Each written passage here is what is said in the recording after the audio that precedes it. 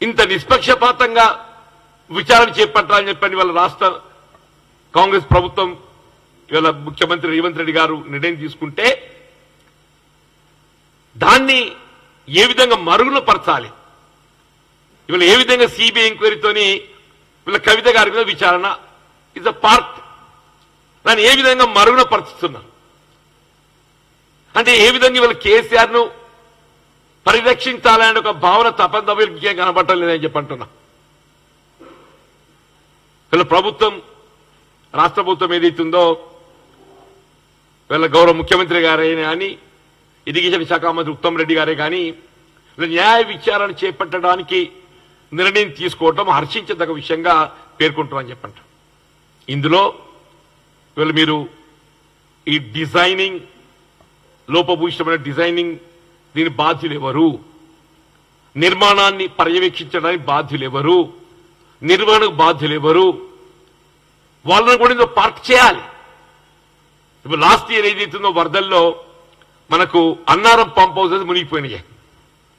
Technically pump houses అనేది మన వరద ప్రవాహానికంటే ఎత్తులో ఉండాలి. వరద ప్రవాహానికంటే అంటే ఈ పంప్ హౌసింగ్ లొకేషన్ కూడా ఏదైతుందో లొకేటింగ్ అది కూడా ఏదైతుందో లోపభూయిష్టంగా ఉన్నది. ఇవన్నింటికి ఇక్కడ ప్రభుత్వ అధినేత ఆనాటి ప్రభుత్వ అధినేతది ఎంత బాధ్యత ఉన్నదో ఆయన కమిషన్ల కకృతికి దానికి తోడ్పడ్డట్టు ఒక ఇంజనీరింగ్ అధికారులు కూడా అంతే బాధ్యత అని చెప్పంటున్నా. ఇలా but for the engineering department వాళ్ళ వాస్తవాలను ఏదైతుందో వాళ్ళు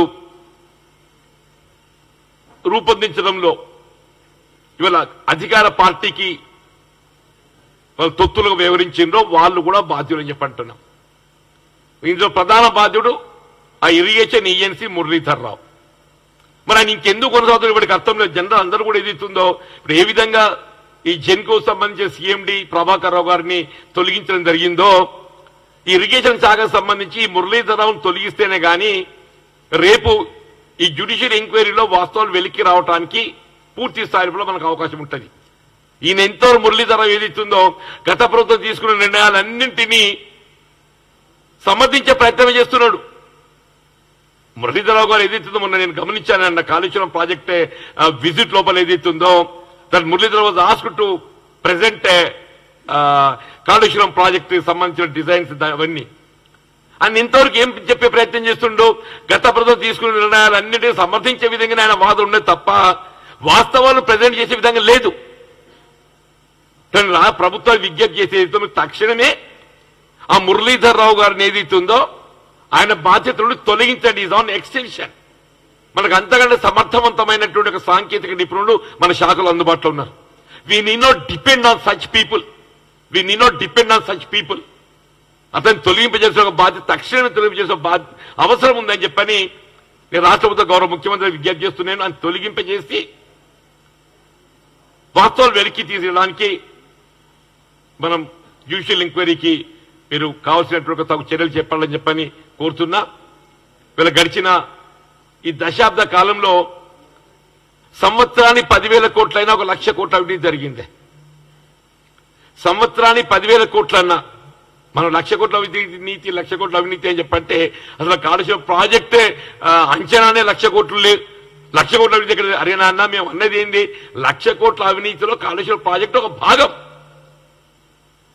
1,00,000 కోట్ల అవినీతిలో కాళేశ్వరం ప్రాజెక్టే అవినీతి ఒక భాగం. ఈ 1,00,000 కోట్ల అవినీతిలో కాళేశ్వరం ప్రాజెక్టు ఉంది, యాదాద్రి ప్రాజెక్టు ఉంది, భగీరథ కూడా ఉంది. ఇవన్నీ కూడా part of this 1,00,000 crore corruption. సంవత్సరానికి ఈ 1,00,000 అంటే ఒకటికి అబ్బ లక్షలు అనుకుంటారు. అబ్బ లక్షలే కాదు.